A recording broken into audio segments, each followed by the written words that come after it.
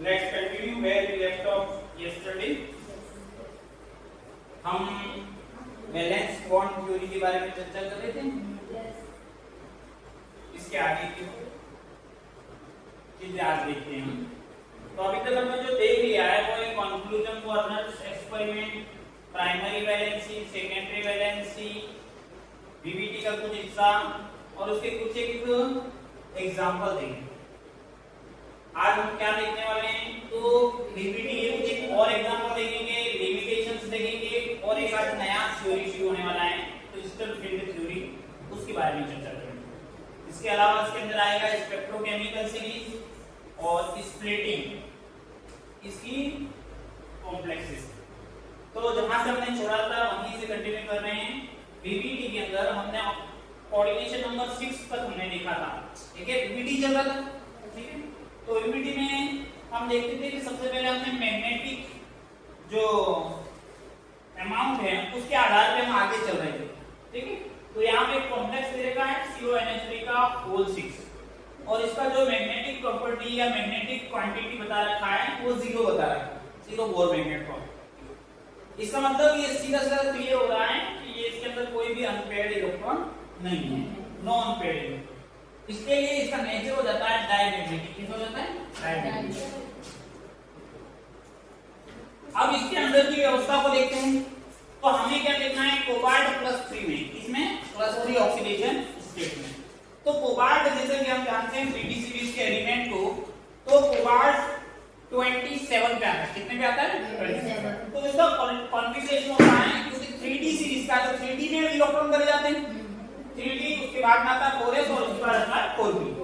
तो इसका configuration isolate form में या न्यूट्रल फॉर्म में होता है 3d7 4s2, 3d7 4s2।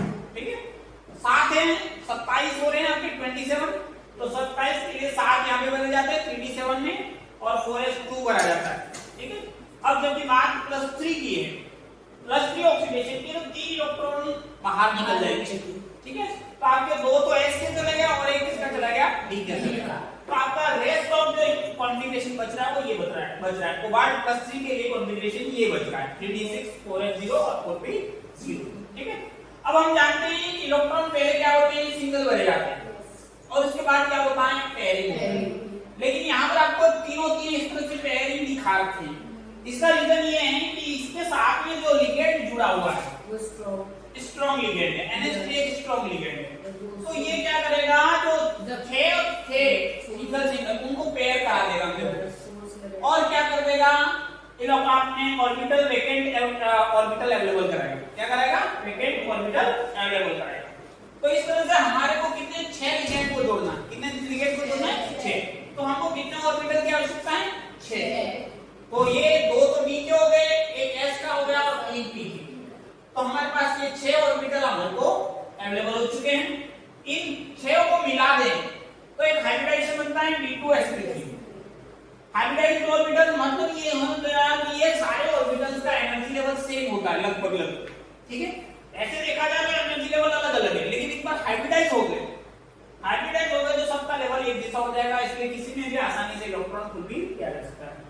तो ये जो आपका कॉम्प्लेक्स है वो इनर ऑर्बिटल कॉम्प्लेक्स कहलाएगा, क्योंकि ये अंदर वाले इलेक्ट्रॉन ऑर्बिटल पार्टिसिपेट कर रहे हैं d ब्लॉक के अंदर वाले।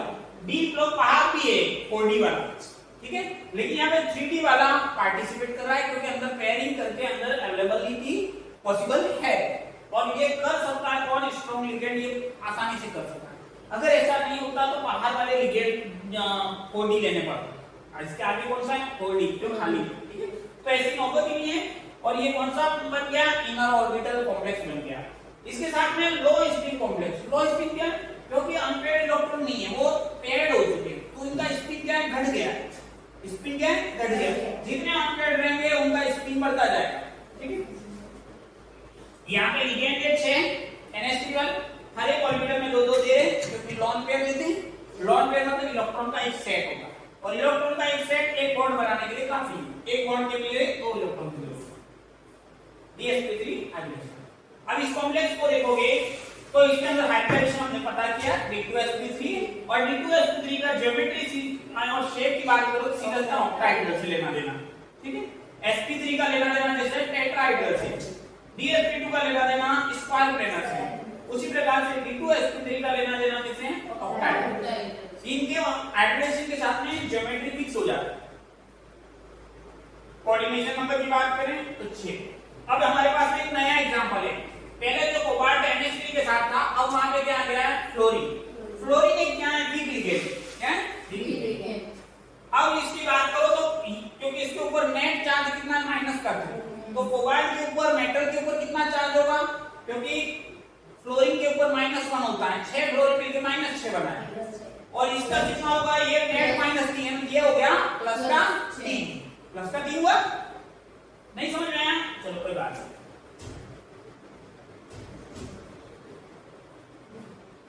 ये कोबाल्ट अपना ये नेट कितना जा रहा है, -3, नेट कितना रहा है, -3, बराबर।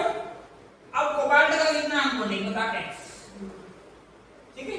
अब हमको फ्लोरीन का पता है, कितना होता है, -1, क्योंकि हैलोजन फैमिली या 70वें ग्रुप के सारे एलिमेंट -1 देते, क्योंकि एक मिलते उनको 18 मिल जाता है, तो इसका होता है -1, लेकिन इनकी संख्या कितनी है, 6, ठीक है। तो 6 into -1 करोगे तो ये टोटल हो गया x -6, और यहाँ पे क्या हो गया, -3 नेट, ठीक है। अब ये x कितना है, तो इस -6 को उधर लेके जाओ, प्लस का 6 -3, तो ऊपर कितना आ गया, प्लस का 3, इसका वैल्यू ये कोबाल्ट, समझ में आई बात। तो ये जो नेट चार्ज है वो किसका रिजल्टेंट है, इन दोनों के आपस में इंटरेक्शन का रिजल्टेंट है, और ये आपस में किस तरह से इंटरेक्ट हो रहा है, तो दोनों का चार्ज पता करो। एक का पता है आपको -6, दूसरे का कितना हुआ, क्योंकि नेट तो रिजल्ट ही आना है, तो ये रिजल्ट इसके अकॉर्डिंग ही आएगा, इन दोनों के आपस में इंटरेक्शन। ये -6 ये +3 होगा, तब ये -6 में से +3 गया तब नेट -3 आएगा। इस तरह से आप थोड़ा सा आइडिया लगाने की कोशिश करो ताकि स्पीड थोड़ी सी बढ़ जाएगी।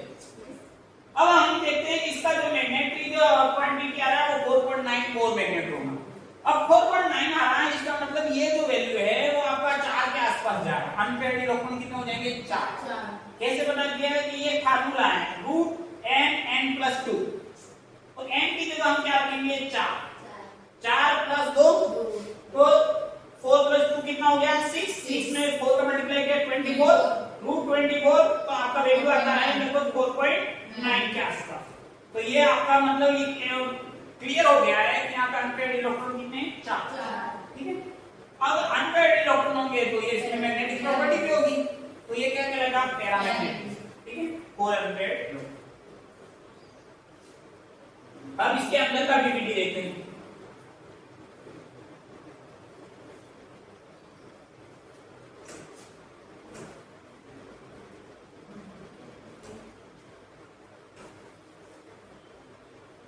अब COF6 की वीपीटी देख रहे हैं, तो हमको वीपीटी के लिए सबसे पहले क्या करना पड़ेगा, कोबाल्ट का न्यूट्रल कॉन्फ़िगरेशन पता करना पड़ेगा।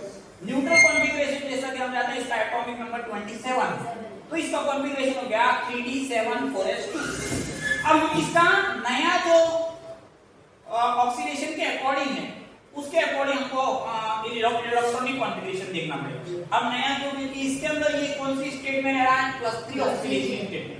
इस कॉम्प्लेक्स के अंदर ये +3 ऑक्सीडेशन स्टेट के अंदर है, तो हमको नया जो इलेक्ट्रॉनिक कॉन्फ़िगरेशन है वो कुछ इस तरह से नजर आता है, 3d6 4s0 4p, क्योंकि 3 निकल चुके हैं, ठीक है, 2 s के और 1 d का हमारे पास में ये कन्वर्ट, क्योंकि हम क्या कर रहे हैं, COF6 की वीपीटी बना रहे हैं। सबसे पहले न्यूट्रल का देखा 3d7 4s2, उसके बाद उसका +3 पावर वाला देखा 3d6 4s0। अब हम ये जानते हैं कि इसके अंदर पहले इलेक्ट्रॉन क्या आते हैं, सिंगल भरे जाते हैं, और इसके बाद पहले उधर बिल्कुल सही तरीके से इलेक्ट्रॉन भरे हुए दिखाई दे रहे हैं। अब ये क्या है कि इसमें इलेक्ट्रॉन, अब इसको चाहिए 6 ऑर्बिटल, इस कॉम्प्लेक्स को 6 ऑर्बिटल चाहिए मेटल के अंदर। मेटल जो है उसके अंदर 6 ऑर्बिटल खाली चाहिए, क्यों, क्योंकि 6 लिगेंड को जोड़ना। समझ में बात आ रही है। अब 6 को जोड़ना, 6 अवेलेबल कराने पड़ेंगे। अब एक और चीज हमको ध्यान में रखनी पड़ेगी, फ्लोरीन जो है वीक लिगेंड है, तो वो क्या है, उसमें इतनी कैपेबिलिटी नहीं है कि इनको पेयरिंग करा सके और ये अंदर वाले ऑर्बिटल्स को प्राप्त कर सके।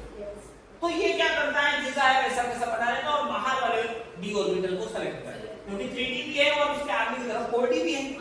तो ये क्या करता है, 4d वाले ले लेता है और आपका हाइब्रिडाइजेशन वही बना देता है जो पहले बनाया था। 6 इलेक्ट्रॉन 6 लिगेंडों के लिए जो हाइब्रिडाइजेशन सुसंगत है वो होता है sp3d2। पहले d2 sp3 बनाता है, d2 अंदर की तरफ लिखा, मतलब ये इंडिकेशन दे रहा है अंदर वाले ऑर्बिटल पार्टिसिपेट कर रहे हैं। sp3d2 मतलब बाहर वाले ऑर्बिटल पार्टिसिपेट कर रहे हैं। बस इतना समझ, हाइब्रिडाइजेशन वही है, sp3d2 या d2 sp3 एक ही हाइब्रिडाइजेशन है और दोनों का शेप एक ही होता है, ऑक्टाहेड्रल। ठीक है, अब देखो इन्होंने ये एक s 3p और 2 आखिर क्या हो गए d की, तो आपका बन गया sp3d2 6 ऑर्बिटल हो गए और 6 और 6 की एनर्जी लेवल सेम हो गया। ये डीजेनरेटिव अपना डी ऑर्बिटल्स भी हो सकते हैं, सेम एनर्जी वाले। ठीक है, electron pairs from f minus. अब f माइनस क्या करेगा, इलेक्ट्रॉन पेयर अवेलेबल कराएगा, इन सब ऑर्बिटलों के अंदर एक एक पेयर अवेलेबल करा देगा और इनका क्या हो जाएगा, कोऑर्डिनेट बॉन्ड का फॉर्मेशन हो जाएगा और एक कॉम्प्लेक्स है। अब इसका जो आप संरचना देखोगे तो ये आउटर ऑर्बिटल कॉम्प्लेक्स कहलाता है। क्यों, क्योंकि इसके अंदर डी ऑर्बिटल जो है वो आउटर साइड वाले पार्टिसिपेट, पहले वाला जो था वो कौन सा, इनर था। स्ट्रांग लिगैंड के केस में इनर बन रहा था और वीक लिगैंड के केस में आउटर। इसकी वीबीटी आप बना सकते हो, है ना, ऐसे जैसे कोई सी भी वीबीटी हो आपको बनानी पड़ेगी। ठीक है, बना सकते हो किसी भी लिगैंड की। चलो अगर आप बना सकते हो तो फिर एक लिगैंड की बना दो, आप बना दोगे। ठीक है, अभी मैं आपको बता रहा हूं कि आपको निकल Cl4 -2 का वीबीटी बनाओ। कैसे बनाओगे वीबीटी, इस आपको ऐसे कॉम्प्लेक्स का वीबीटी बनाना पड़ेगा। NiCl4 निकल है ये, इसका ये कॉम्प्लेक्स है। तो आप सबसे पहले क्या पता करोगे, मेटल और सेंट्रल मेटल निकल। निकल का कॉन्फ़िगरेशन कितना होता है, क्योंकि ये 28 एटॉमिक नंबर है, तो इसका क्या हो जाएगा 3d8 4s2 4p0। ये तो न्यूट्रल केस में। अब हमें ये पता करना है इसकी ऑक्सीडेशन नंबर यहाँ पे कितना। अब इसको पता करने के लिए हमें पांच दो वैल्यू पता है, एक इसकी पता है और एक नेट पता है। तो हम आसानी से जो बचा हुआ पार्ट है उसको निकाल सकते हैं, क्योंकि ये जो नेट है वो -2 है और ये -4। तो ये पैसा कितने के होंगे ये पता करना है, क्योंकि इन दोनों का आपस में इंटरेक्शन होता है। तो इंटरेक्शन के परिणाम स्वरूप वो -4 है और ये अगर +2 होगा तभी ये वैल्यू -2 आ सकती है। ठीक है, तो इस तरह से आपने ये कितना निकाला कि +2 है। तो आपका पहला वैसे ही सेंट्रल मेटल को आइडेंटिफाई करना, सेकंड उसका इलेक्ट्रॉनिक कॉन्फ़िगरेशन पता करना न्यूट्रल केस में, थर्ड उसका ऑक्सीडेशन स्टेट पता करना कॉम्प्लेक्स के अंदर। ठीक है, +2 पता होने के बाद में अब +2 के अकॉर्डिंग कॉन्फ़िगरेशन लिखना। अब +2 के अकॉर्डिंग कॉन्फ़िगरेशन लिखोगे तो ये हो जाएगा 3d8 4s0 4p0। ये s ऑर्बिटल खाली हो जाएगा, खाली हो जाएगा, दोनों इलेक्ट्रॉन चले। अब हमको क्या करना है, इसके ऑर्बिटल्स शो करने। ये d के हो गए, ये s का हो गया और ये हो गया p। और हमको कितने इलेक्ट्रॉन चाहिए, ये 6 7 8, ये 8 इलेक्ट्रॉन बन गए। अब हमारे पास में लिगेंड को देखना है कि नंबर ऑफ लिगेंड कितने, 4, और लिगेंड का नेचर कैसा है, लिगेंड वीक टाइप का नेचर, कैसा वीक नेचर का। जो वीक नेचर का है वो इसको पेयरिंग नहीं कराएगा, वो एजिटीज रहने देगा, किसी प्रकार का हेरफेर नहीं करेगा। अब बात करते हैं नंबर ऑफ लिगेंड 4 है, तो हमको ऑर्बिटल कितने चाहिए, 4, तो बाहर के 4 को ले लो। तो हमारा हाइब्रिडाइजेशन बन जाएगा 1s और 3p। हाइब्रिडाइजेशन कौन सा हो गया, sp। अब sp3 हमको बताया कि sp3 के साथ में जुड़ा हुआ शेप भी हमको पता रहता है, क्या शेप रहता है, टेट्राहेड्रल। समझ में आ गया। अब इसके अंदर क्या है, ये चारों 4 सेम एनर्जी के बन गए, इनको हाइब्रिडाइज ऑर्बिटल का है। अब इसके अंदर कौन इलेक्ट्रॉन देगा, क्लोरीन देगा, क्योंकि क्लोरीन लिगेंड है। तो क्लोरीन 4 क्लोरीन एक इसके अंदर दे देंगे, इलेक्ट्रॉन पेयर देंगे। ठीक है, और आपका क्या बन गया, ये आपका कॉम्प्लेक्स का इलेक्ट्रॉनिक या पीपीटी तैयार हो गया। ठीक है, अब इस पीपीटी को देखने पर आपको पता चलता है कि अंदर दो अनपेयर्ड इलेक्ट्रॉन है। कितने अनपेयर्ड इलेक्ट्रॉन? दो। मतलब ये कैसा नेचर का हो गया? पैरामैग्नेटिक। ये जो कॉम्प्लेक्स है वो कैसा हो गया? पैरामैग्नेटिक। दूसरा इसका मैग्नेटिक प्रॉपर्टी आएगा 2 के लमसम कुछ 2.4 2.5 के लमसम। कैसे मैग्नेटिक प्रॉपर्टी निकालते हैं? मैग्नेटिक प्रॉपर्टी के निकालने का फार्मूला है √n(n+2)। तो हमारे पास में 2 थे और 2 + 2 और √2 + 2 कितना हो गया? 4 × 2 √8 का कितना था? 2 होता है। इस तरह से आप क्या करोगे? पीपीटी तैयार करो। कर लोगे? चलो, तो ये पीपीटी आपकी होगी। अब एक पीपीटी आप और तैयार करो। इसका न्यूट्रल है,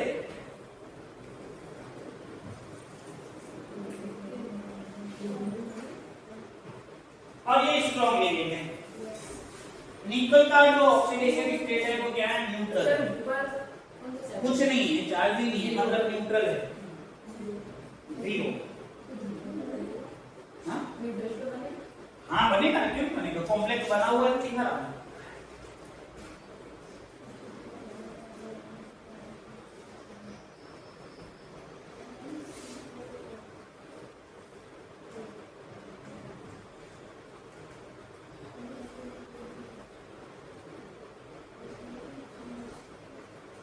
थोड़ा जल्दी करो। हो गया? न्यूट्रल है, कॉन्फ़िगरेशन आपका क्या हो जाएगा?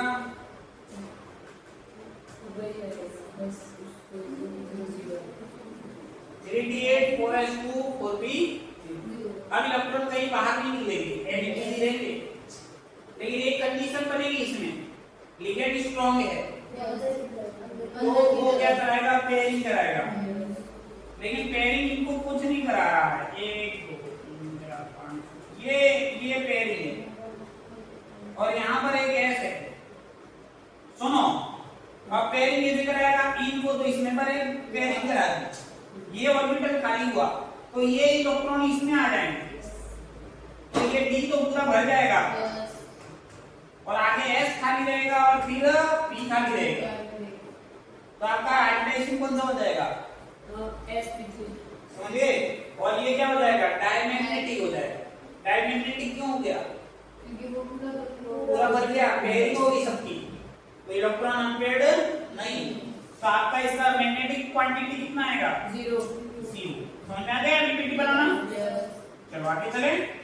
तो यहाँ पे हमारा पीपीटी का एपिसोड जो है वो पूरा हो गया। अब हम आगे देखते हैं। ये हमने बना दिया था sp3 ऑक्साइड।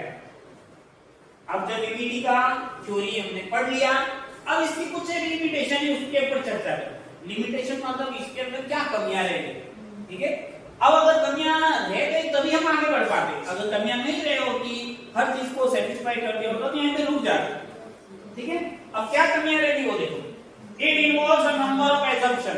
ये क्या, बहुत सारी चीजों को अनुमान के आधार पे स्वीकारता है, ठीक है। It involves a number of assumption, बहुत सारे अनुमानित आंकड़े हैं, इसके पीछे एक्सपेरिमेंटल डाटा या फैक्ट नहीं है, लॉजिकल फैक्ट नहीं है, ठीक है। दूसरा, it does not give quantity interpretation of magnetic data.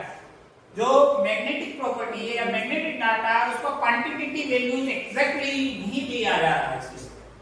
Next, it does not explain the color exhibited by the coordination compound।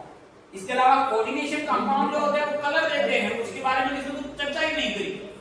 इसने पैरामैग्नेटिक, डायमैग्नेटिक के बारे में चर्चा करी, इनर ऑर्बिटल, आउटर ऑर्बिटल के बारे में चर्चा करी, ठीक है। और भी बहुत सारी बातों के बारे में चर्चा करी कि बॉन्डिंग किस तरीके की है, कौन इलेक्ट्रॉन दे रहा है, कौन ले रहा है, किस तरह से वैकेंट ऑर्बिटल अवेलेबल हो रहे हैं, ठीक है। ये तो इसने बताया, लेकिन इसने कलर के बारे में एक बात भी नहीं बोली कि इसका कलर ऐसा है, इसका कलर ऐसा है, ये तो बताना चाहिए था ना। Next, it does not give a quantitative interpretation of the thermodynamic or kinetic stabilities of coordination compound। अब ये कितना मजबूत रहेगा, काइनेटिक और थर्मोडायनामिक, आप उसको गर्म करोगे तो क्या इफेक्ट आएगा, ये तो कुछ बोला ही नहीं है। It does not make the exact prediction regarding the tetrahedral and square structure of four coordinate number complex। जब कोऑर्डिनेट नंबर 4 होता है तो दो संभावना रहती है, या तो टेट्राहेड्रल बन सकता है या फिर स्क्वायर प्लेनर बन सकता है। और किस ओर जाएगा ये भी उसने एग्जैक्ट आइडिया नहीं दिया कि टेट्राहेड्रल को पकड़ेगा या स्क्वायर प्लेनर को पकड़ेगा, एग्जैक्ट बताओ, ये चीज इसने एग्जैक्ट नहीं बताई। It does not distinguish between weak and strong ligand. इसने वीक लिगेंड और स्ट्रांग लिगेंड के बारे में भी नहीं बताया, वो तो मैंने बताया इसकी थ्योरी में कहीं नहीं है। मैंने इसलिए बताया मैंने इसके आगे की थ्योरी पढ़ रखी है, ठीक है। जो इसने स्ट्रांग लिगेंड और वीक लिगेंड की जो बात की है वो आगे वाली थ्योरी ने करी है, इस थ्योरी में कहीं नहीं आया, ठीक है। मेरे से बोला गया है तो मैं पहले से ध्यान देता हूं इसलिए मैंने बोला है, जबकि इसका बीपीटी का हिस्सा नहीं है। यहां पर आपको कुछ कंपाउंड्स दे रखे हैं, इसका आपको बीपीटी तैयार करना है। What is the relation of CH3 ठीक है। तो अब आपको पता है स्ट्रांग लिगेंड है, कॉपर का कितना होता है 3D10 4s1, क्योंकि ये क्या होता है फुलफिल के पास में आ जाता है नॉन ट्रांजिशन एलिमेंट के जस्ट पास में रहता है फुलफिल कॉन्फ़िगरेशन, इसलिए ये अपना कॉन्फ़िगरेशन क्या करता है s के साथ में साथ में बिठा देता है, ठीक है।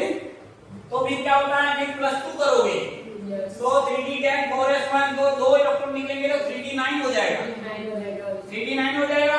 अब जो एक इलेक्ट्रॉन अंदर रह जाएगा उसका कुछ गेम होगा, वो आगे कुछ बताया जाएगा, वो इलेक्ट्रॉन जन लगा के आगे चला जाएगा। इसके बाद MnCl6 से आपको सीधा सीधा आंकड़ा मिल गया 6 इलेक्ट्रॉन है, 6 लिगेंड है, तो ऑक्टाहेड्रल शेप बन रहा है, ठीक है।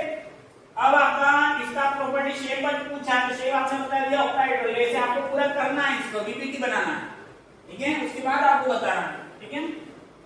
इसका आपको आईयूपीएसी नाम बोला गया है कि पिक्चर ऑफ एन, ठीक है।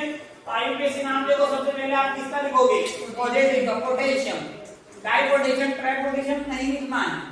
उसके बाद आप लिगेंड का लिखोगे, लिगेंड में अल्फाबेटिक ऑर्डर, लिगेंड में ये एमीन है, ये साइनाइडो है, ये नाइट्रोडियम है, तो आप एमीन को पहले लिखा जाता है, एमीन लिखा, टेट्रासाइनो, क्या लिखा है टेट्रासाइनो, ये टेट्रासाइनो हो गया। फिर नाइट्रोसो, फिर क्या हो गया नाइट्रोसो, और इसके बाद में क्या गया क्रोमेट, एट लगा, क्रोमियम नहीं लिखा है, एट लगा है, क्यों क्रोमियम क्यों नहीं लिखा है, क्रोमेट क्यों लिखा है, क्योंकि वो माइनस कॉम्प्लेक्स है, माइनस कॉम्प्लेक्स में जो मेटल मौजूद होता है उसको स्पेशल डेजिग्नेशन मिलता है, ठीक है, उसको स्पेशल डेजिग्नेशन मिलता है, उसको स्पेशल वैल्यू मिलती है, प्लस और न्यूट्रल वाले को कुछ नहीं मिलता, ठीक है। और इसके लास्ट में क्या है एक क्या है इसका ऑक्सीडेशन नंबर। अब तुम्हारे अंदर एक क्वेश्चन आएगा साइनिडो क्यों लिखा है, साइनो क्यों लिखा है, तो कुछ एक बुकों में ये साइनो लिखा हुआ है, कहीं साइनिडो लिखा हुआ है, कहीं फ्लोरो, जैसे क्लोरो होता है क्लोरीन को क्लोरो कहा जाता है, कहीं क्लोरिडो लिखा हुआ मिलेगा, ठीक है। नेक्स्ट यहां पर एक कंपाउंड दे रखा है NaCl2PC2H5 का whole twice C6H5 whole twice exhibit temperature dependent magnetic behaviour. ये टेंपरेचर डिपेंडेंट मैग्नेटिक बिहेवियर है, मतलब गर्म करोगे तो ये डायमैग्नेटिक हो सकता है, पैरामैग्नेटिक हो सकता है। गर्म करने पर उसके अंदर इलेक्ट्रॉन का क्या हो जाए पेयरिंग हो जाए, और अगर गर्म नहीं करोगे तो वो सेपरेट रह सकते, मतलब टेंपरेचर के अकॉर्डिंग मैग्नेटिक प्रॉपर्टी बदल जाती है। जैसे आपने गर्म किया तो ये चिपकने लग गया, गर्म नहीं किया तो वो नहीं चिपक रहा, ठीक है। तो coordination geometry of nickel plus in the paramagnetic dynamic state are respectively. अब अगर आप इसको पैरामैग्नेटिक और डायरेक्ट मैग्नेटिक की बात करो तो इनका शेप कैसा हो जाएगा। अब आपको इसके लिए निकल +2 का कॉन्फ़िगरेशन देखना पड़ेगा। निकल +2 का कॉन्फ़िगरेशन क्या होता है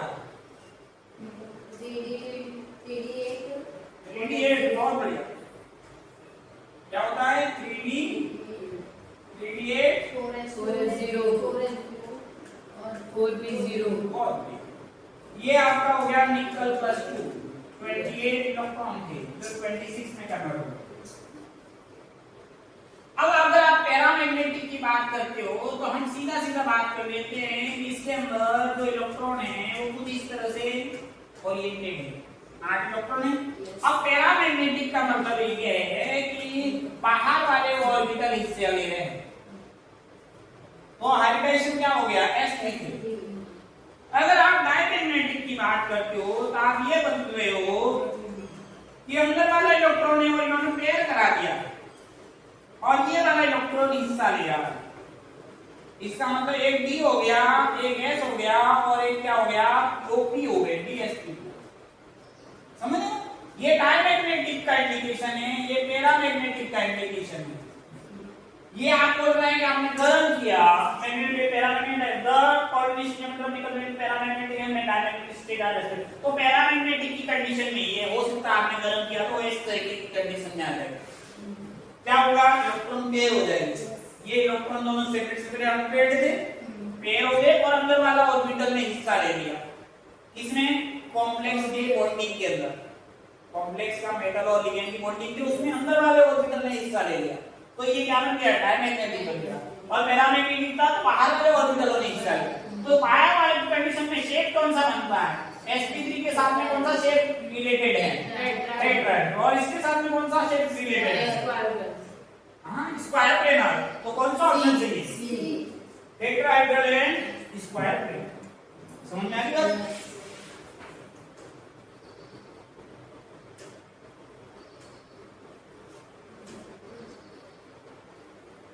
यही थ्योरी यहां पे बता रखी है। ये है समझ, यहाँ पे बीबीटी का पूरा काम तमाम हो गया। ठीक है, आपको बीबीटी अच्छे से समझ में आया, घर जाके अच्छे से प्रैक्टिस करना। आपको सरल लग रहा है, अगर समय पे रिवीजन नहीं दोगे तो रफू चक्कर हो जाएगा। उसको भी वैल्यू चाहिए, उसको भी वैल्यू चाहिए। मेरे को रेस्पेक्ट दोगे तो मैं साथ दूंगा, नहीं तो वो भी भाग जाएगा। ठीक है, तो आगे वाले चैप्टर भी सम्मान मांगते हैं, आपका टाइम मांगते हैं, उसको बराबर सलामी देते रहो। भाई हम हमें तेरे को रेस्पेक्ट दे रहे हैं, तेरे क्वेश्चन कर रहे हो, तब तो वो तुम्हारा साथ देंगे। नहीं तो ये सारी थ्योरियां तुमको जितनी सिंपल सिंपल लग रही है वो बार बार पूरा पढ़ना पड़ेगा। ठीक है, लेकिन सही टाइम पे रिवीजन दोगे ना तो आपको बहुत ज्यादा फायदा होगा। एक लंबे समय बाद रिवीजन दोगे तो आपको उतना फायदा नहीं, पूरा चैप्टर पढ़ना पड़ेगा। नई थ्योरी के ऊपर आधार चर्चा करने के लिए बिल्कुल तैयार है हम। नई थ्योरी है क्रिस्टल फील्ड थ्योरी। ये क्यों आई है मार्केट में, क्योंकि बीबीटी पूरी तरह से फेल हो गया था। अब बीबीटी फेल हो गया था, हमारी नई थ्योरी ने पदार्पण कर लिया है, पढ़ते भी आ गई है क्रिस्टल फील्ड थ्योरी। पहला है असम्पशन फर्स्ट, इसका पहला बिंदु ये है, the crystal field theory is an electrostatic matter model. ये बता रहा है कि ये जो मॉडल है वो इलेक्ट्रोस्टैटिक मॉडल है। ठीक है, इलेक्ट्रोस्टैटिक मॉडल का मतलब ये होता है कि आप देखो मैग्नेट होता है, उसके पास में सुई लगती है, तो जैसे आप नजदीक लाओगे तो पूरी तरह से चिपक जाती है, और आप दूर रखोगे तो आपका क्या करता है, वो प्रेशर भी करता है। अगर मैग्नेटिक सुई है, मैग्नेटिक सुई देखिए उसके पास में लेते हैं तो वो रिफ्लेक्ट करती है, मतलब उन दोनों के बीच में कोई धागा दिखाई नहीं दे आपको, फिर भी उनके बीच में कुछ न कुछ आपका फोर्स लग रहा है, जो फोर्स उसको रिफ्लेक्ट कर रहा है, आपको नजर नहीं आ रहा। ठीक है, तो वो कहलाता है इलेक्ट्रोस्टैटिक फोर्स। ठीक है, अब अपन क्या पे कोई करंट का वायर जा रहा है और आप नजदीक से गुजर रहे हो, आपको फोर्स फील हो रहा है। अगर आप दूर है तो, और ज्यादा नजदीक जाओगे तो चिपक जाओगे। ठीक है, तो एक अलग टाइप का फोर्स, जिसमें कोई धागे वगैरह कुछ नहीं दिखाई दे, लेकिन आपको एक फोर्स महसूस होता है, वो आपका इलेक्ट्रोस्टैटिक फोर्स है, जो एक स्पेसिफिक कोई भी मैटर होगा उसके इर्द गिर्द बनेगा। ठीक है, पहला ये इलेक्ट्रोस्टैटिक मॉडल है। सेकंड बात करते हैं, according to electrostatic model the metal ligand bond to be ionic. Metal ligand जो बॉन्ड है वो आयनिक माना गया। इसका मतलब considered as purely electrostatic interaction between the metal ion and the ligand. ये आयनिक है, मतलब एक प्लस होगा एक माइनस होगा। ठीक है, आयनिक होगा, इलेक्ट्रोस्टैटिक मतलब चार्जेबल क्वांटिटी इसके अंदर कवर हो रही है, चार्जेबल। देखो आगे एडॉप्शन 2, इसका दूसरा पॉइंट। ठीक है, उसका दूसरा पॉइंट क्या है, व्हेन लिगेंड्स आर एनायंस और न्यूट्रल मॉलिक्यूल। अब लिगेंड दो टाइप के हो सकते हैं, या तो एनायंस होंगे या न्यूट्रल होंगे। एनायंस होंगे तो ऑलरेडी चार्ज है, माइनस का चार्ज है, कोई दिक्कत नहीं है, पॉइंट चार्ज है। अगर न्यूट्रल है तो डाइपोल बनाएगा। डाइपोल में क्या होता है, एक प्लस सिरा होता है, एक माइनस सिरा होता है, दोनों जोड़े में जोड़े साथ में रहते हैं। जैसे आपका मैग्नेट होता है, नॉर्थ और साउथ साथ में रहते, कभी अलग नहीं होते। चुंबक को तुम बीच में से तोड़ दोगे तो फिर से नया दो चुंबक बन जाएगा। ठीक है, वो किसी तरह से न्यूट्रल मॉलिक्यूल है, वो डाइपोल की तरह व्यवहार करेगा। ठीक है, जैसे H2 और H+ और OH-। एक पोलर सॉल्वेंट बोलते हैं, पोलर बोलते हैं ना, क्योंकि उसके अंदर डाइपोल बन रहा है, प्लस और माइनस। assumption 3, इसका तीसरा बिंदु क्या बोला है? The transition metal that is present as the central atom in the complex is considered as a positive point. तीसरा बोल रहा है कि जो मेटल है उसको तुम पॉजिटिव पॉइंट मानो। क्या मानो? पॉजिटिव। और लिगेंड को क्या मानो? नेगेटिव पॉइंट या न्यूट्रल पॉइंट, या न्यूट्रल नहीं, डाइपोल पॉइंट। न्यूट्रल को क्या मानोगे? डाइपोल, क्योंकि डाइपोल के अंदर प्लस माइनस रहेगा, तो आपका प्लस सीधा जुड़ा या माइनस सीधा जुड़ा, इस तरह से आपको इसमें समझना है चीजों को। मेटल को प्लस मानना है, लिगेंड को दो कंडीशनों में समझना है, या तो एनायन होगा या फिर डाइपोल होगा। ठीक है, इसके आगे बाद में हम इंटरेक्शन कैसे होता वो देखेंगे। तो यहाँ पे पॉइंट चार्जेस और point dipoles, point charges plus और माइनस, लिगेंड माइनस हो गया, मेटल प्लस हो गया, तो ये पॉइंट चार्ज हो गया। यहाँ पर देखो आयन आयन भी इंटरेक्शन हो गया, यहाँ पे dipole movement, ion dipole interaction, plus तो हो गया मेटल, और ये लिगेंड क्या हो गया? डाइपोल। डाइपोल क्या हो गया? प्लस और माइनस दोनों इसके अंदर है। ठीक है, तो इसलिए आयन डाइपोल इंटरेक्शन कह रहा है। अब इससे डाइपोल का कौन सा सीधा जुड़ा है? प्लस वाला सीधा जुड़ा है या माइनस वाला सीधा? एसम्पशन नंबर 4, पॉइंट नंबर 4 इसमें क्या बात करती है? In an isolated gaseous metal ion 5 d orbitals are degenerate.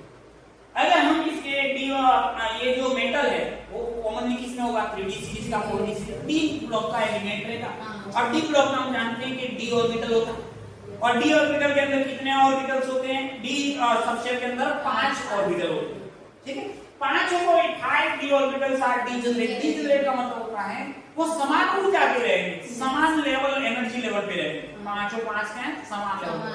ठीक है, लेकिन किसकी बात करते हैं? आइसोलेटेड। आइसोलेटेड गैस का मतलब जो हवा में फ्री में, मतलब वो न्यूट्रल पोजीशन। डीजनरेट ऑर्बिटल्स क्या होते हैं? Orbitals that are identical in energy, वो एनर्जी में सब एक जैसे हैं। ये 5 आपको एक जैसे दिखा रहे हैं। डीजनरेट ऑर्बिटल्स 3 मेटल आइटम्स और आयन। एसम्पशन नंबर 5, जो पॉइंट बता रहा हूं वहीं पे आपको क्या करना है? फोकस करना है, दूसरी चीजों को नहीं फोकस करना। इसमें नहीं बोला तो नहीं कंसीडर, इसके अंदर मिक्स नहीं करना है। बीबीटी का पॉइंट डाल दिया सीएफटी के अंदर, सीएफटी का पॉइंट डाल दिया बीबीटी के अंदर, ऐसे this degeneracy is still maintain. इसके अंदर जो डीजनरेसी है वो क्या होगा? मेंटेन रहेगा। कब? If spherically symmetrical field of ligand surrounded the metal atoms और आयन। अगर उसके आसपास जो इंटरेक्ट करने वाला जो लिगेंड का ऑर्बिटल आ रहा है वो क्या? सिमेट्रिकल, मतलब एकदम गोल शेप का, बिल्कुल चारों तरफ से सिमेट्रिकल है। तो जब वो सामने आएगा उसके साथ में इंटरेक्ट करने, तो उस समय उसका डीजनरेसी है वो बना रहता है, मतलब उसके अंदर कोई सी प्रकार का तोड़-फोड़ नहीं होगा, हेरफेर नहीं होगा। बस उसका जो 5 ऑर्बिटल है पास में आया तो हो सकता है उसका एनर्जी लेवल बढ़ जाए, लेकिन 5 रहेंगे साथ में 5 साथ में रहेंगे, उसमें ऊपर नीचे उथल-पुथल कुछ भी नहीं होगा। लेकिन कंडीशन क्या होनी चाहिए? जो पास में इंटरेक्ट होने आ रहा है वो क्या होना चाहिए? सिमेट्रिकल। ये 5 ऑर्बिटल है डीजनरेटेड, आइडेंटिकल इन एनर्जी। ठीक है, 5 में जब आए, कौन आए? लिगेंड के ऑर्बिटल, तो इनका एनर्जी लेवल बढ़ गया, लेकिन टूटे नहीं। कुछ तो फर्क आएगा एनर्जी में, कुछ तो कोई व्यक्ति लड़ा रहे हैं, लड़ाएंगे या फिर कुछ भी करेंगे तो उनकी एनर्जी में फर्क तो आएगा। थोड़ी देर बाद हाथ जाएंगे और जीत जाएंगे, 1 घंटा लड़ेंगे, 10 घंटा लड़ेंगे, जितना इतने 10 दिन लड़ेंगे, ठीक है, तो गिर जाएंगे।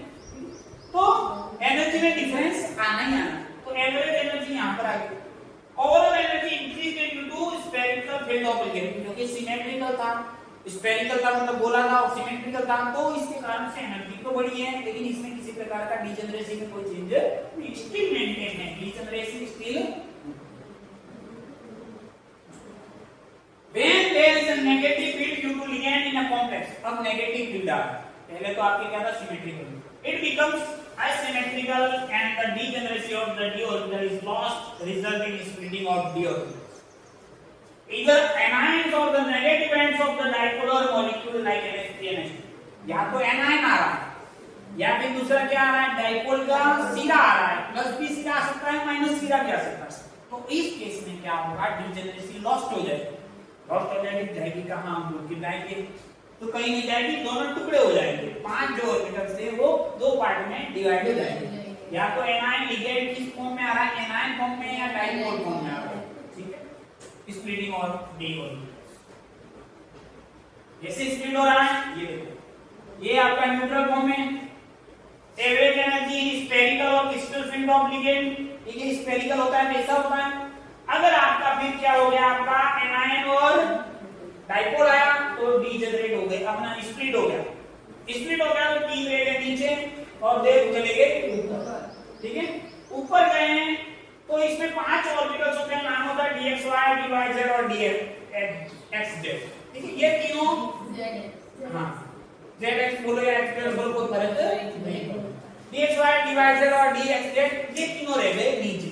ये तीनों नीचे क्यों रह गए, क्योंकि ये तीनों एक्सिस पे बन गए और ये दोनों भाई साहब जो हैं, सॉरी, ये बिटवीन द ऑक्सिस बनते हैं और ये दोनों भाई साहब ऊपर चले गए क्योंकि ये एक्सिस पे हो गए। तो 5 जो ऑर्बिटल थे 2 हिस्सों में बट गए, 2 ऊपर गए, 3 नीचे गए।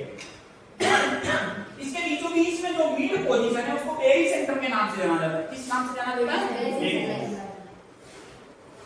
तो उस तरीके का आपका सिनेरियो बनता है, ठीक है। ये किसमें बन रहा है, सीएफटी। अब आगे क्या होने वाला है इस कहानी में वो भी देखते हैं, ठीक है। Properties like electronic spectra, colour and magnetic property movement can be determined. CFT gives an idea about the electronic distribution of the central metal ion in the given context. अब ये CFT जो है आपको कलर, मैग्नेटिक प्रॉपर्टी, स्पेक्ट्रा वगैरह के बारे में सूचना देगी। और कैसे सूचना देगी कि अंदर जो इलेक्ट्रॉन का डिस्ट्रीब्यूशन है वो किस आधार पे हो रहा है, उसके पीछे लॉजिक बताएगा। कैसे बताता है सर? अब the crystal field splitting depends upon the field produced by ligand का फील्ड प्रोड्यूस किया जाएगा, मेटल के फील्ड प्रोड्यूस के आधार पे स्प्लिटिंग होगी, ठीक है। The crystal field splitting, CFT की जो स्प्लिटिंग है वो किस पे डिपेंड करेगी, लिगेंड और मेटल। कैसे डिपेंड करती है, अभी तुमको क्या आधार पूरा ज्ञान आ रहा है। अब पूरा होने के बाद में, पूरी कहानी के बाद आपको सब पता है, ये पात्र यहाँ फिट हो रहा है, ये यहाँ पे फिट हो रहा है, यहाँ पे। अभी आपको आधा अधूरा है तो आपको आधा अधूरा ज्ञान बहुत खतरनाक आधा में, ताकि कहानी अभी पूरी हुई नहीं, ठीक। Some ligands are able to produce strong field और some ligands are produce weak field। जो strong होंगे वो splitting will be larger होगा और weak होंगे splitting will be small। जो weak ligand होंगे वो क्या होंगे, कम फैलाएंगे, मतलब स्पीड कम करेंगे और स्ट्रांग होने तो दूर करेंगे। Generally ligands can be arranged in a series of increasing field strength. Such a series is termed as spectrochemical series। यहाँ पे एक नया वर्ड आया, spectrochemical series। ये spectrochemical series क्या करेगी, तो ये आपको इंफॉर्मेशन देगी स्ट्रांग लिगेंड और वीक लिगेंड के बारे में, जो कि पीपीटी भाई साहब ने नहीं बताया। उन्होंने उसके ऊपर हाथ खड़े कर दिए, उन्होंने उसमें उनको पता ही नहीं था कि ऐसा भी कुछ चीज होता है। जो सीएफटी ने यहाँ पर अपना अंदर इंफॉर्मेशन डाली है, उसमें ये इंफॉर्मेशन डाली है कि एक स्पेक्ट्रोकेमिकल सीरीज है जो ये आपको इंडिकेशन देगी। क्या इंडिकेशन देगी, फील्ड स्ट्रेंथ के अकॉर्डिंग उसको क्या कर दिया है, सेट किया। कैसे देखो, ये है आपको स्पेक्ट्रोकेमिकल सीरीज। यहाँ पे सारे लिगेंड जो हमारे काम में आ रहे थे उन सारों को आपका क्या बना दिया है, एक आप सीरीज में सीक्वेंस में रखा। और इस सीक्वेंस में रखने के बाद में उसने बोला कि ये जो सीक्वेंस है उसमें जो आपको आगे वाले दिखाई दे रहे ग्रेटर वाला, ये सबसे स्ट्रॉन्गेस्ट है। इन सब का कंपेयर बता दिया और इसमें बता दिया कि सबसे स्ट्रॉन्ग कौन सा है, वीक कौन सा, ठीक। तो ये नीचे वाले जो दिखाई दे रहे हैं हाइलाइट, ये वीक की कैटेगरी में जा रहे हैं। ये जो आपके टॉप पे दिखाई दे रहे हैं ये सबसे स्ट्रॉन्गेस्ट लिगेंड की कैटेगरी। फिर बीच में जैसे जैसे कंपैरेटिवली डाउन होते जा रहे हैं, ठीक है। इन दोनों में स्ट्रांग कौन है, तो ये स्ट्रांग है, ये इस आधार पे आपके जाएगा स्ट्रांग लिगेंड और वीक लिगेंड का।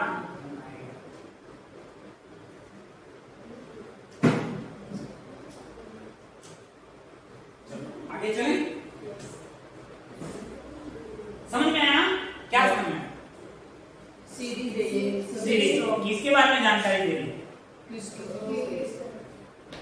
लिगेंड स्ट्रॉन्ग होगा या वीक होगा वो किससे पता चलेगा? इस सीरीज से। सीरीज में जो आगे आने वाले मेंबर है, जो टॉप पे रह रहे वो स्ट्रॉन्ग है, जो नीचे टेल पे रह रहे वो क्या है? वीक। जो टेल पे है वो कौन से हो गया? Iodine, bromide, halide.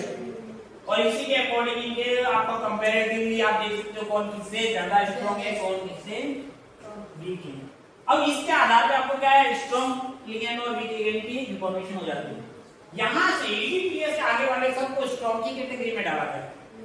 EDTA, NH3 हमने देखा था, NH3 स्ट्रॉन्ग था, इथाइलिन डाइमीन स्ट्रॉन्ग है, डाइपीरियडाइन, ऑर्थोफिनेन, फ्लोरीन, NO2- CN- CO। तो सबसे स्ट्रॉन्गेस्ट किसको माना गया? कार्बोनिल। ये कोबाल्ट है, कोबाल्ट है, कार्बोनिल पूरा एक्टिव है ना। कोबाल्ट में तो ये कार्बोनिल है, C और O है, ठीक है। ये साइनाइड है, साइनाइड भी स्ट्रॉन्ग है, NO2- भी स्ट्रॉन्ग है। जनरली स्ट्रॉन्ग फील्ड्स लिगेंड माने जाते हैं। EDT से इस वाले, EDT से इस साइड वाले यानी टॉप साइड वाले को स्ट्रॉन्ग, और इससे नीचे वाले पानी से नीचे चले जाओ तो वो सब वीक पे चले जाओ। ये H2O, OH, OH, ये सारे क्या है? हैलाइड वगैरह सब क्या हो गए? Weak. Pattern of increasing sigma donation, sigma bond का जो डोनेशन है उसके आधार पे इसकी प्रॉपर्टी को समझा गया। जो कार्बन होता है वो सबसे ज्यादा स्ट्रॉन्गेस्ट माना गया, उसके बाद नाइट्रोजन, उसके बाद ऑक्सीजन और उसके बाद हैलाइड। तो सबसे सिग्मा बॉन्ड डोनेशन सबसे कम किसका रहेगा? हैलाइड। ठीक है, तो ये 17वां ग्रुप हो गया, ये 16वां है और ये 15वां है और ये 14वां। ये यही है।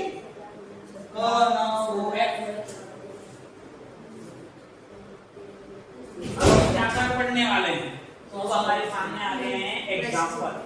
ठीक है, अब हम एक एक लिगेंड को पकड़ेंगे और उसको CFP के नजरिए से देखेंगे कि उसके अंदर CFP के अकॉर्डिंग किस तरह का स्ट्रक्चर बन रहा है।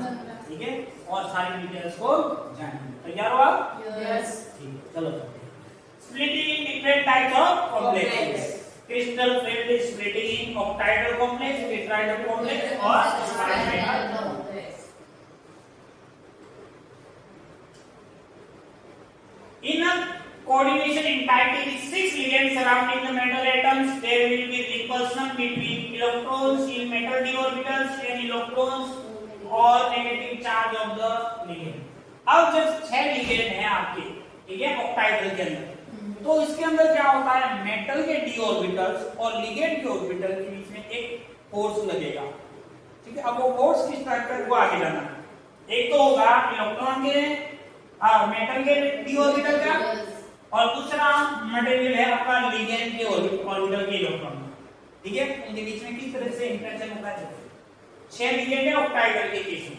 ठीक है, when the metal's d orbital is directed towards the ligand, अगर मेटल के d ऑर्बिटल में हमने देखा 5 d ऑर्बिटल्स होते हैं, 5 d ऑर्बिटल होते हैं, dxy, dyz, dx। ये तीनों d ऑर्बिटल जो है वो बिटवीन द एक्सिस होते हैं। क्या होते हैं? बिटवीन। क्या होता है वो भी आपको नजर है। और जो दो ऑर्बिटल होते हैं वो ऑन द एक्सिस होते हैं। ठीक है, और डायरेक्ट टुवर्ड द लिगेंड, अगर ये तीनों लिगेंड बिल्कुल उस तरीके से सामने आ गए, किस तरह से? जैसे वो लिगेंड भी आ रहा, दोनों सामने आमने सामने, बिल्कुल ऐसा हो गया कि जैसे कोई लड़ाई करने वाले दो दुश्मन है, रोड पे जा रहे हैं और कोई रास्ता ही नहीं है परपेंडिकुलर, और दोनों बिल्कुल आमने सामने। अब एनर्जी का बड़ा सा आपको वेरिएशन देखने को मिलेगा। ठीक है, लेकिन अगर ऑप्शन है दूसरी परपेंडिकुलर तो वो क्या करता है? वो सामने से आते हुए देख करके तो दूसरे रास्ते पे चला जाएगा।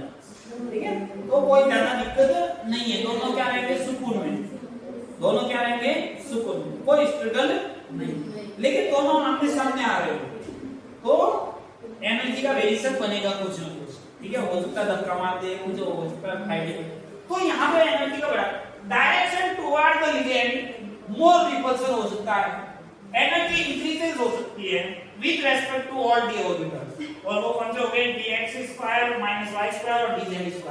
ये दोनों क्या एक्सिस पे बिल्कुल आमने सामने आ रहे हैं। ठीक है, और इस समय क्या होगा? एनर्जी बढ़ सकती है। और यहाँ पे अवे फ्रॉम द लिगेंड जाएंगे तो सुकून में रहेंगे, लेस रिपल्सन रहेगा, एनर्जी डिक्रीज टू कोऑर्डिनेटर्स, ये dx y dy z, क्योंकि ये बिटवीन द एक्सिस है, वो उधर वाले एक्सिस पे आ रहे हैं और ये बिटवीन द एक्सिस, तो ये आपस में एक दूसरे से टकराने की संभावना नहीं, समझ गए आपको। तो टोटल 5 होते हैं, 3 तो दो एक्सिस पे होते हैं और 3 क्या रहते हैं, बिटवीन द एक्सिस होते हैं। जो बिटवीन द एक्सिस है वो सुकून वाले हैं और एक्सिस पे हैं वो हाइट करेंगे, इंक्रीजिंग लेवल बढ़ेगा। To understand the shift of energy of orbitals, let's first see the structure of p orbital. अब इस एनर्जी लेवल को समझने के लिए हम इनके स्ट्रक्चर को समझते हैं, इसके d ऑर्बिटल। ये आपको बढ़िया से d ऑर्बिटल का स्ट्रक्चर मिल रहा है। ये dx y की बात करो तो ये क्या होता है, x एक्सिस ये रहा और ये y एक्सिस, देख रहे हो, ये x एक्सिस क्या है, ये y एक्सिस और ये z एक्सिस। अब ये क्या है, x और y के बीच में, देखो ये ऑर्बिटल कहां है, x और y के बीच में, इसलिए इसका नाम क्या रखा है, dxy। फिर इसका नाम है dzx, तो ये x हो गया और ये हो गया z, तो ये इन दोनों के बीच में, देखो दिख रहा है। तो ये बिटवीन द एक्सिस कौन से, dxy dzx और dyz, ये y और z के बीच में, y लेना और ये z का किसी, तो ये तीनों जो ऑर्बिटल्स हैं वो क्या है, बिटवीन द एक्सिस। अब ये देखो, ये दोनों भाई साहब जो है बिल्कुल एक्सिस पे हैं, x और y के बिल्कुल ऊपर है, बीच में नहीं जा रहे, ये x के ऊपर ही पूरा जा रहा है, y के ऊपर। अब dz² की बात करो तो dz² भी पूरा z के ऊपर, तो ये दोनों एक्सिस वाले हो गए और ये क्या हो गया, between the axis. Between the axis वाले हैं वो क्या रहेंगे, सुकून में रहेंगे, क्योंकि वो टकराएंगे नहीं, सीधे टकराहट नहीं, लेकिन एक्सिस पे होगा तो लिगेंड भी एक्सिस पे आएगा, ये भी एक्सिस पे आएगा, टकराहट होगी, लेवल ऑफ एनर्जी बढ़ेगा, डायरेक्ट लेवल, समझ में आ गई। ये पांचों क्या हैं, इनके ऑर्बिटल्स के शेप है, ठीक है। रिजल्ट, अब हम बात करते हैं रिजल्ट का, क्या हुआ अगर लिगेंड का इंटरेक्शन हुआ तो। Splitting in after determine degeneracy of the d orbital has been lost, degeneracy जो 5 ऑर्बिटल सेम लेवल के थे वो सब हट गया, अब नया सिनेरियो और नया सीन क्रिएट हो चुका है। Ligands electron metal electron repulsion in the octahedral complexes give the 3 orbitals of lower energy and 2 orbitals higher energy। अब क्या हो गए, 3 तो लो एनर्जी के हो गए, 2 हाई एनर्जी। हाई एनर्जी के कौन से हुए, जो एक्सिस पे टकरा, जिनका आमना सामना हुआ, वो तो हाई एनर्जी के हो गए। जो कंडी काट लिए, जो बिटवीन द एक्सिस थे वो सुकून में रह गए, उनका एनर्जी लेवल नीचे हो गया, समझिए बात को। So ligands electron metal in electron repulsion in the octahedral cases P2G और EG दो टाइप के आपके बनते हैं। Ligands approaches from towards the axis, यही बात बता रहा है, ligands approaches from towards the axis। अगर ligand क्या होगा, ligands के ऑर्बिटल अगर एक्सिस पे आएंगे, किस पे आएंगे, एक्सिस पे, और हम कॉमनली एक्सिस पे ही आते हैं, तो एक्सिस पे आएंगे, the orbitals present towards the axis will repel greater than the orbital present between the axis। जो एक्सिस पे जो ऑर्बिटल है उनको ज्यादा रिपल्सन महसूस होगा। कौन से डी ऑर्बिटल है मेटल के, दो एक्सिस पे हैं, dx² - y² और dz। ये मेटल के दोनों ऑर्बिटल ऐसे हैं जो एक्सिस पे खड़े, और लिगेंड वाले भी कहां से आ रहे हैं, एक्सिस पे आ रहे हैं, तो रिपल्सन क्या होगा, ग्रेटर महसूस होगा। As a result dx² - y² and dz orbitals energy are increased and dxy dyz and dxz are decreased। बाकी तीन क्या बिटवीन में थे तो बच गए। तो ये तीन ऑर्बिटल, इनको T2G नाम दिया, क्या नाम दिया, T2G, dxy dyz और dz। ट्रिपली डीजेनरेट, T का मतलब हो गया ट्रिपली डीजेनरेट, G का मतलब जीरेड का मतलब होता है सिमेट्रिकल, और कौन सी सिमेट्री है, सेंटर ऑफ सिमेट्री। इसके अंदर सिमेट्री क्या भी अलग है, प्लेन ऑफ सिमेट्री होता है, centre of symmetry. Centre of symmetry मतलब एक ऐसा पॉइंट है जहां से सबकी डिस्टेंस सेम होती है, बीचों बीच में सब। यहां पर भी एक ऐसा पॉइंट है जहां से सबकी डिस्टेंस बराबर है। तो इन तीनों के अंदर आपका क्या होता है, सेंटर ऑफ सिमेट्री होता है। तो इसके नाम के लास्ट में क्या लगता है, जीरेड, और टी का मतलब क्या हो गया, तीन ऑर्बिटल, ट्रिपली डीजेनरेट। ट्रिपली मतलब तीनों, डीजेनरेट का मतलब इक्वल एनर्जी के, तीन है और तीनों इक्वल है, इसका नाम क्या है, T2G। और 2 नाम क्यों रखा गया है, क्योंकि दो d ऑर्बिटल्स, n = क्या है, 2, l = रीजन तो 2 है, क्योंकि डी के लिए एल का वैल्यू कितना आता है 2, समझे? 0 के लिए s होता है, 1 के लिए p होता है और n के लिए क्या होता है 2। तो p का मतलब ट्रिपल रीजनरेट, 2 का मतलब l का वैल्यू 2 है और g का मतलब जीरेड है। जीरेड ये बता रहा है इसके अंदर सेंटर ऑफ सिमेट्री है, एक सिमेट्री का नाम है और ये इस तरह से आप समझ में आ गया पूरा वर्ड। नेक्स्ट जो सेकंड पार्ट है वो देखते हैं ईजी। एक का नाम था T2G, एक का नाम था EG। EG का मतलब डबल EG रीजनरेट, ठीक है? ये भी जीरेड है, इसके अंदर भी सेंटर ऑफ सिमेट्री है, ठीक है? ये भी सेम फिनोमेना है, dx square minus y square dz। d orbital splitting in an octahedral complex. अब ऑक्टाहेड्रल कॉम्प्लेक्स के अंदर स्प्लिटिंग को देख लेते हैं। एक एग्जांपल ये फ्री फॉर्म में, न्यूट्रल फॉर्म में, जैसे लिगेंड आने की क्रिया होगा मतलब दूर होंगे लिगेंड, दूर होंगे तो क्या है इंटरेक्शन नहीं हो रहा है, मतलब क्या है किसी प्रकार का एनर्जी में हेरफेर नहीं हो रहा, दूर दूर है। तब क्या एनर्जी थोड़ी सी पास में आएगी लेकिन अभी स्प्लिट नहीं होंगी, अवेलेबल एनर्जी बढ़ेगी। फिर क्या होगा जैसे नजदीक आएंगे तो जो 2 पैसा है वो ऊपर चले जाएंगे क्योंकि हाईली रिपल्शन को महसूस करेंगे, 3 पैसा नीचे आ जाएंगे क्योंकि वो सुकून में रहेंगे, बिटवीन द एक्सिस रहेंगे, ठीक है? और इस तरह से क्या हो जाएगा स्प्लिटिंग। बीच वाली लाइन को क्या करेंगे वेरी सेंट्रल लाइन। चलो इसके बाद में ये दोनों के बीच में जो गैप है उसको डेल्टा के नाम डेल्टा से डिनोट करेंगे, किससे? डेल्टा। ऊपर वाला जो गैप है उसको 3/5 डेल्टा बोला जाता है, नीचे वाले को 2/5 बोला जाता है। क्लियर हो गया? Splitting of octahedral complex, the splitting of the degenerate orbital is due to the presence of ligands in a different geometry. The energy of separation between the EG and T2G is known as crystal field splitting energy in octahedral complex. अब इनके बीच का जो gap है उसको क्या बोला जाता है? Crystal field splitting energy, delta 0 से प्रेजेंट, दोनों के बीच में जो गैप है, जो बीच सेंटर है उससे ऊपर वाला देखा था हमने और बीच से नीचे वाला, ठीक है? EG के साथ में भी था और T2G के साथ में भी था। ऊपर वाला 3/5 था, नीचे वाला 2/5।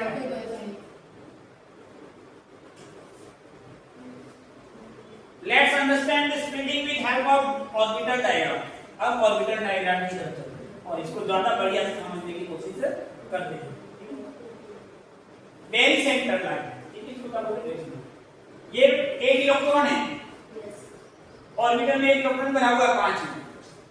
पहले लिगेंड दूर दूर है, अभी तक स्प्लिटिंग नहीं हुआ, मतलब एनर्जी तो बड़ा है लेकिन अभी स्प्लिटिंग नहीं। और नजदीक आएगा तो जो एक्सिस वाले वो तो ऊपर चले जाएंगे, बिटवीन द एक्सिस वाले नीचे आ जाएंगे। अब क्या होगा इलेक्ट्रॉन सबसे पहले कहा जाएगा लोअर एनर्जी में चले जाएगा, आगे इलेक्ट्रॉन पहले जगह पर आएगा, इसमें T2G में समझ में आ गया? Average energy Ab plus the ion has 5 electrons, 1 in each of the 5 orbitals in a spherical ligand with the energy of the electron. For T2 orbital, the electron occupy the orbital singly in accordance with Hund's rule. Hund के rule के according electron भरे जाएंगे, ठीक है? एक electron था, 2, 3 तक तो दिक्कत नहीं थी क्योंकि तीनों 3 नीचे भर दिए गए। अब बात आती है चौथे वाले। अब चौथे वाले के समय में कुछ कंफ्यूजन बनता है तो यहाँ पे चर्चा करते हैं। For D4 configuration, 2 possible electron distributions are. इधर तो ये 4th electron will singly occupy EG orbital में, ऊपर में चले जाए अकेला अकेला, क्योंकि हुंड क्या कहता है पहले इलेक्ट्रॉन में अनपेयर्ड भरे जाएंगे, सिंगल भरे जाएंगे। सेकंड पॉसिबिलिटी है 4th electron will undergo pairing in T2 orbital, क्या हो गया ऊपर नहीं जाकर के T2G में भर दिया और पेयरिंग हो गया। तो 2 पॉसिबिलिटी है कि चौथा पैसा कहां जाए, चौथा ऊपर जाए या चौथा नीचे जाए। अब इन दोनों की कहानी का आगे समाधान मिलेगा। 2 possible, 4th electron will singly occupy orbital according to Hund's rule. 4th electron will undergo pairing in T2G orbital. Hund के अकॉर्डिंग तो ऊपर चला गया और पेयरिंग के अकॉर्डिंग कहां चला गया? नीचे। अब यहाँ पे ऐसा होगा तो ये Hund रूल को फॉलो करेगा या पेयरिंग होगा, ये किस बात पे डिपेंड करेगा? तो इसके लिए उन्होंने बताया ये कंडीशन, इस कंडीशन के अकॉर्डिंग वो आगे का रास्ता चुनेगा। कैसे? डेल्टा 0 मतलब उनके बीच का गैप कितना, उनके बीच का गैप कितना। दूसरा पेयरिंग एनर्जी, अंदर पेयर होने के लिए कितनी एनर्जी चाहिए, उन दोनों के बीच का डिफरेंस क्या है। अगर पेयरिंग एनर्जी ज्यादा है और बीच वाला गैप कम है, ठीक है। दूसरा डेल्टा जीरो ज्यादा है और पेयरिंग एनर्जी कम है, जिधर एनर्जी कम होगी इलेक्ट्रॉन उधर चला जाएगा। फॉर एग्जांपल सुनिए, यहाँ पे डेल्टा जीरो कम है, इसका मतलब क्या है, दोनों के बीच में गैप कम है। T2 यहाँ पे रहा, T2 यहाँ रहेगा, तो ये मून के रूल को पहले फॉलो करेगा और ऊपर जब लगा के चला जाएगा, क्योंकि नजदीक है, छोटा सा जब लगा के ऊपर चला जाएगा। तो उसको यहाँ पे पेयर होने में ज्यादा एनर्जी देनी पड़ेगी, क्योंकि वो पहले से इलेक्ट्रॉन है, वो अपना रिपल्सन देगा, तो उसको ताकत ज्यादा लगानी पड़ेगी। मैं यहाँ पे सिंगल में आराम से बैठ जाएगा, ठीक है। अगर तुम कुर्सी पे बैठे हुए और तुम्हारे को वहीं पे बैठना है और यहाँ पे सीट खाली है, यहाँ पे सीट खाली है, तो तुमको स्ट्रगल ही नहीं करना है और तुमको चाहिए मेरे को वही सीट चाहिए, तो वहां धक्का मुक्की करनी पड़ेगी, ठीक है। तो वो जगह पे आपको पेयरिंग है, तो यहाँ पे आप आसानी से बैठ सकते हो, समझे। तो ये क्या है, डेल्टा जीरो कम है तो ऊपर जाके आसानी से बैठ सकते हो, क्योंकि एनर्जी कम लगती है। सेकंड केस, सेकंड में क्या है, अब गैप बढ़ा दिया, अब यहाँ पे इधर से इधर छलांग लगाना बड़ा मुश्किल है, लेकिन पेयरिंग एनर्जी कम है, तो अब क्या जाएगा, कम एनर्जी वाले की तरफ जाएगा और पेयर हो जाएगा। तो इस केस में तो वो क्या हो रहा है, पेयरिंग हो रहा है, और इस केस में क्या ऊपर जा रहा है, समझाएगा। फोर्थ और इलेक्ट्रॉन किधर जाएगा ये बताया। कहानी यहीं तक हम छोड़ते हैं, कल इस कहानी को इससे आगे ले जाएंगे और इसको पूरा करेंगे, ठीक है। अब ज्यादा पार्ट बचा नहीं है। CFP के बाद में इसकी इंपॉर्टेंस है, कुछ एक कार्बोनिल है और एक ऑक्टाहेड्रल में हमने आइसोबेंजन थोड़ा सा छोड़ा, ठीक है। तो बड़ा पैमाना नहीं है, आपका काफी अच्छे से हो गया है।